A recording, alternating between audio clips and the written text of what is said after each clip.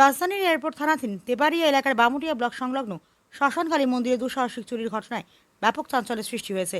শনিবার গভীর রাতে অন্ধকারের সুযোগ নিয়ে একদল দুর্বৃত্ত মন্দিরে হানা দেয়। অভিযোগ, চোরের দল মন্দিরে দান বাক্স ভেঙে ভক্তদের দান করা নগদ অর্থ নিয়ে যায়। পাশাপাশি মন্দিরে থাকা বিভিন্ন মূল্যবান সামগ্রীও চুরি করে পালিয়ে যায়। রবিবার সকালে বিষয়টি প্রকাশ্যে আসতেই এলাকাবাসীর মধ্যে ক্ষোভ ও উদ্বেগ ছড়িয়ে পড়ে। এই ঘটনায় স্থানীয় বাসিন্দারা তীব্র নিন্দা জানিয়ে দোষীদের দ্রুত গ্রেপ্তারের দাবি তুলেছেন। তাদের বক্তব্য, ধর্মীয় স্থানে এই ধরনের চুরির ঘটনা অত্যন্ত নিন্দনীয় এবং এতে মানুষের ধর্মীয় অনুভূতিতে আঘাত লেগেছে। ঘটনার খবর পেয়ে এয়ারপোর্ট থানার পুলিশ ঘটনাস্থলে পৌঁছে তদন্ত শুরু করেছে। পুলিশ আশেপাশে তথ্য সংগ্রহের পাশাপাশি চুরির সঙ্গে জড়িতদের শনাক্ত করার চেষ্টা চালাচ্ছে।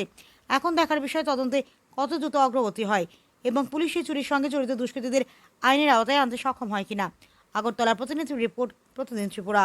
সকালবেলা আমি প্রতিদিন পূজা দিই। সকালবেলা আমি আসছি, আসার পরে এই মায়ের মন্দির খুললা দেখি আমার এই টাং টুং এলোমেলো দান বাক্স সুরে নিচে গা পরে আমি দইরা গেলাম বিশ্ববাদ গেছি, রায়মন্দ দাসে জানাইছি এবং শান্তিমন দাসে জানাইছি, যতন রায়রে জানাইছি, সবাই জানাইছি। পরে সবাই আইসে আমার পরে দেখছে, বাস এতটুকু থানা হয়ে গেছে।